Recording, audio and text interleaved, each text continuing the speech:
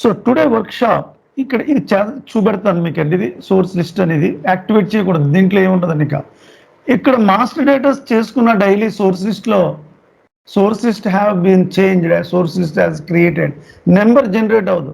మనం ఏదైనా సరే ఎస్పీఆర్ఓలో మెయింటైన్ చేసిన దాన్ని బట్టి నెంబర్ ఇక్కడ నెంబర్ మెయింటైన్ చేసాం కాబట్టి purchase info record user create చేశాడు అనుకోండి డైలీ, అక్కడ పర్చేజ్ ఇన్ఫో రికార్డ్ క్రియేట్ అవుతుందని. అలాగే సోర్స్ లిస్ట్లో ఇక్కడ చూడండి నెంబర్ రేంజెస్ మెయింటైన్ చేయలేదు, అవసరం ఉండదండి. ఇంటర్నల్ ప్రొక్యూర్మెంట్కి ఎక్స్టర్నల్ ప్రొక్యూర్మెంట్ నెంబర్ రేంజెస్ అనేది ఏముంటుందండి, ఉంటే సమకూర్చుకుంటాం, లేకపోతే బయట నుంచి తెచ్చుకుంటాం. So now today workshop here quota arrangement అండి. కోటా అరేంజ్మెంట్ అసలు ఆర్గనైజేషన్స్లో ఉపయోగం ఏంటి? కోటా అరేంజ్మెంట్ అనేది, ఈ కోటా అరేంజ్మెంట్లో supply the materials in the certain period of time in the distribute to the different స్టేజెస్లో డిస్ట్రిబ్యూట్ చేయడం ఎలా? ఈ కోటా అరేంజ్మెంట్ అనేది సప్లై ద పర్చేసింగ్ ప్రొక్యూర్మెంట్లో supply the material in the certain period of time. నార్మల్గా internal procurement, external procurement. నార్మల్గా internal, external common, మీకు అది మీ అందరికీ తెలుసు. ఈ quota arrangement supply the material in the certain period of time.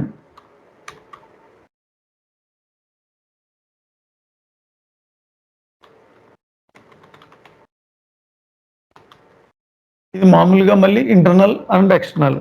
ఇంటర్నల్గా సమకూర్చుకోవడం కావచ్చు, external procurement.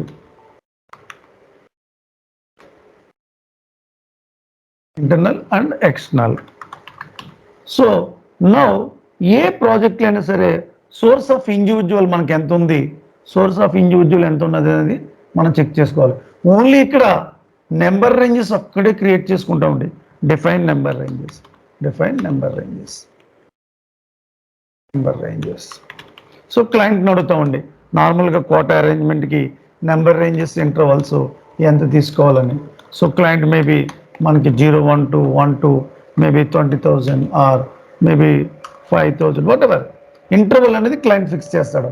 Supply source of the material in the certain period of time, the internal are external కావచ్చు, ఏదైనా కావచ్చు.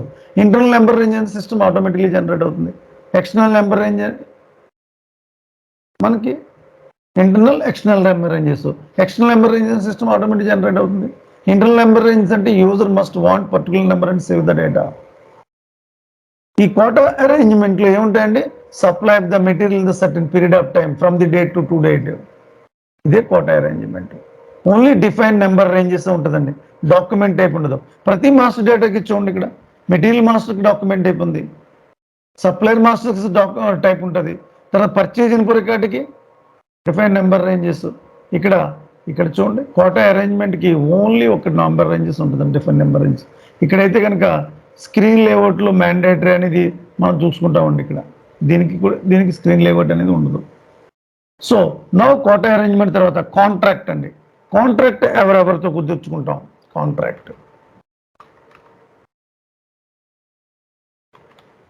ఈ పర్చేసింగ్ ప్రొక్యూర్మెంట్లో సోర్స్ ఆఫ్ ద మెటీరియల్లో నార్మల్గా కాంట్రాక్ట్ ఎలా ఉంటుందండి?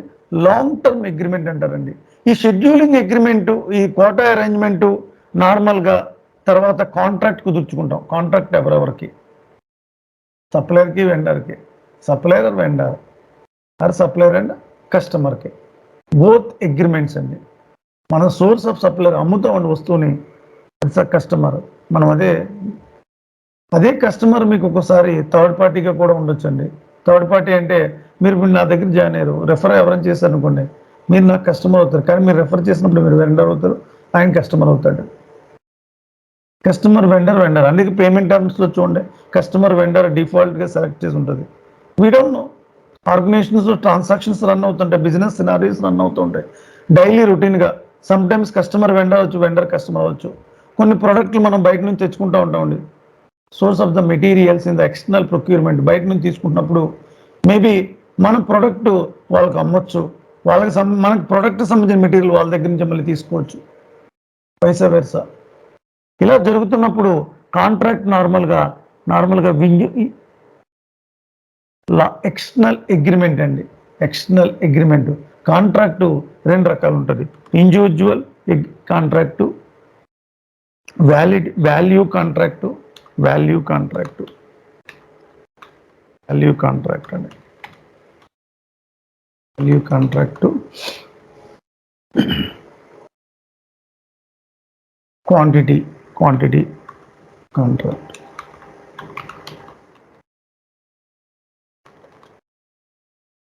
వాల్యూ అంటే దాంట్లో ప్రైస్ ఎంత మెన్షన్ అయి ఉంటుంది, క్వాంటిటీ అంటే ఎంత క్వాంటిటీ అనేది value or contract, quantity contract. So document type ఎస్ఐపిలో ప్రతి మాస్టర్ డేటాకి స్టాండర్డ్గా డాక్యుమెంట్ టైప్స్ ఉంటాయండి. డిఫైన్ డాక్యుమెంట్ టైపు, తర్వాత డిఫైన్ నెంబర్ రేంజ్. ప్రతి మాస్టర్ డేటాకి అవుట్ ఆఫ్ 9 మాస్టర్ డేటాస్లో 2 వచ్చి మెటీరియల్ సప్లయర్ మాస్టర్ కాకుండా మిగతా 7లో ఒకటి వచ్చి సోర్స్ లిస్ట్, దానికి డాక్యుమెంట్ టైప్ ఉండదండి. ఓన్లీ సోర్స్ లిస్ట్ బయట నుంచి కానీ ఇంట్లో సమకూర్చుకుంటాం కాబట్టి సోర్స్ లిస్ట్ క్రియేట్ చేసుకుని ప్లాంట్ లెవెల్లో యాక్టివేట్ చేసుకోండి అంతే. మిగతా ప్రతి దానికి కూడా డాక్యుమెంట్ టైప్ ఉంటుంది, నెంబర్ రేంజెస్ ఉంటుంది. సో నార్మల్గా ఇవన్నీ కూడా ఈ కాంట్రాక్ట్ కానీ షెడ్యూలింగ్ అగ్రిమెంట్ కానీ ఇవన్నీ కూడా ఏమిటంటే ఎక్స్టర్నల్ అగ్రిమెంట్స్ అంటారండి. ఎక్స్టర్నల్ అగ్రిమెంట్లో కాంట్రాక్ట్ వస్తుంది, షెడ్యూలింగ్ అగ్రిమెంట్ వస్తుంది. ఈ కాంట్రాక్ట్ అనేది వాల్యూ కాంట్రాక్ట్ ఉంటుంది, క్వాంటిటీ కాంట్రాక్ట్ ఉంటుంది. సో డిఫైన్ డాక్యుమెంట్ టైపు, తర్వాత define number ranges, define number ranges. So ప్రతి మాస్టర్ డేటాకి నెంబర్ అనేది కంపల్సరీ అండి. ఈ నెంబర్ రేంజెస్ బట్టే మీకు ఒకసారి ప్రాజెక్ట్ సపోర్ట్కి వెళ్ళిపోయి యూజర్ క్రియేట్ చేసుకుంటూ ఉంటాడు. ఆర్గనైజేషన్స్లో కాంట్రాక్ట్ జరుగుతూ ఉంటాయి, తర్వాత కోటా అరేంజ్మెంట్ అవసరం ఉంటుంది, మెటీరియల్ అవసరం ఉంటుంది, సప్లయర్ మాస్టర్ అవసరం ఉంటుంది. ప్రతి దానికి నెంబర్ రేంజెస్ జనరల్గా ఉంటే ఇక్కడ డాక్యుమెంట్ టైపు. ఇక్కడ స్టాండర్డైజేషన్ ఏంటంటే కాపీ కన్ఫిగరేషన్ అనేది అరైజ్ అవుతుందండి. మాస్టర్ డేటాస్లో కంపల్సరీ కాపీ కన్ఫిగరేషన్ అంటే మనం ఏదైతే డాక్యుమెంట్ టైప్ ఉందో అది ఓన్ని కాపీ చేసుకుని ఓన్ నేమ్తో క్రియేట్ చేసుకుంటాం.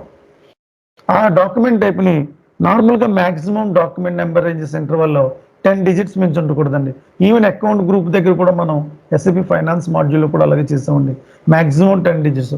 ఇదే ఇక్కడ కూడా మ్యాక్సిమం 10 డిజిట్స్. SAP అది డిఫాల్ట్ అండి. అది ప్రోగ్రామ్స్లో కూడా నార్మల్గా 10 డిజిట్స్ మ్యాక్సిమం ఉంటుందండి. ఎక్కడ ఏ మాస్టర్ డేటా అయినా ఏ మాడ్యూల్ అయినా సరే length of the GL account numbers కానీ నెంబర్ రేంజెస్ కానీ 10 డిజిట్స్ మించి ఉంచకూడదండి. అది ఫిక్స్డ్ అండి. బిలో 10 డిజిట్స్ ఉంచి తప్ప 11 డిజిట్స్ నెంబర్ అనేది తీసుకోదండి. మరి ఒక example bank account is not a GL account. Individual accounts and bank account numbers. HDFC bank account ఉంది, 11 నెంబర్స్ 12 నెంబర్స్ ఉంటుందండి.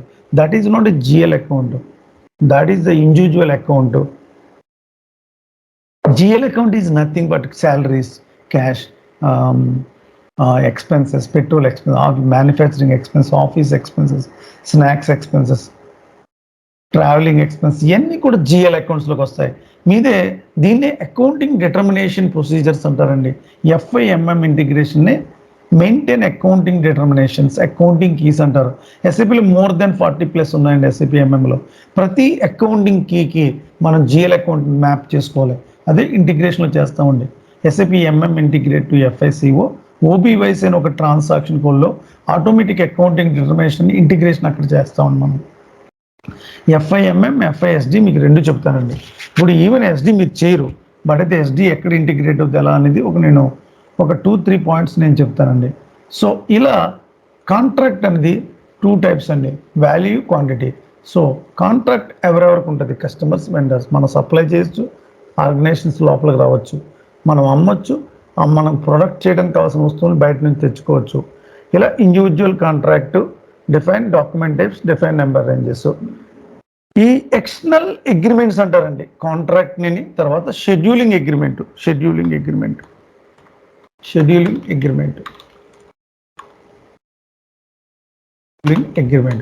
అసలు షెడ్యూలింగ్ అగ్రిమెంట్ ఏంటండి?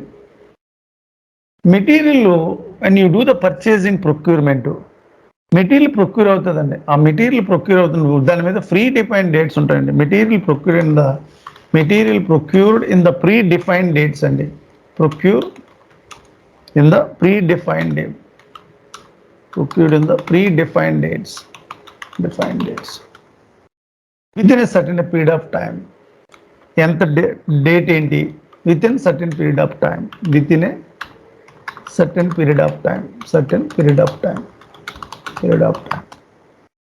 నార్మల్గా కాంట్రాక్ట్లో ఈ కాంట్రాక్ట్ ఇవన్నీ కూడా ఎక్స్టర్నల్ అగ్రిమెంట్స్ అంటారండి. External agreements.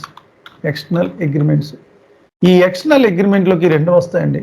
ఒకటి వచ్చి కాంట్రాక్టు, రెండు వచ్చి షెడ్యూలింగ్ అగ్రిమెంట్.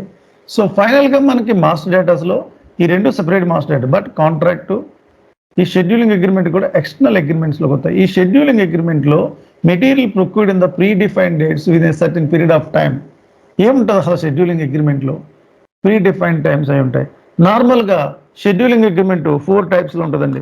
స్టాండర్డ్ అవ్వచ్చు, నార్మల్గా సబ్ కాంట్రాక్టింగ్ ద్వారా జరగవచ్చు, తర్వాత కన్సైన్మెంట్ స్టాక్ ద్వారా జరగవచ్చు, కన్సైన్మెంట్ స్టాక్ ద్వారా కూడా జరగవచ్చు, స్టాక్ ద్వారా జరగవచ్చు. లేకపోతే కనుక కన్సైన్మెంట్ స్టాక్ ట్రాన్స్ఫర్ ద్వారా జరగవచ్చు, with in the plant, plant to plant. ఇక్కడ మనకి ఆర్గనైజేషన్స్లో ఇలా ట్రాన్సాక్షన్స్ ఒక కంపెనీ కోడ్ నుంచి ఇంకొక కంపెనీ కోడ్ కానీ విత్ ఇన్ ప్లాంట్. ఫైనాన్స్లో అయితే company code to company, intra company codes అంటారు. ఇక్కడ plant to plant, with in the plant, ఇవన్నీ కూడా జరుగుతున్నప్పుడు ఎస్ఏపి వాళ్ళు ఒక మూమెంట్ టైప్స్ అనేది ప్రొవైడ్ చేశారండి. అది ఇన్వెంటరీ మేనేజ్మెంట్లో వస్తుంది యాక్చువల్గా అయితే కనుక.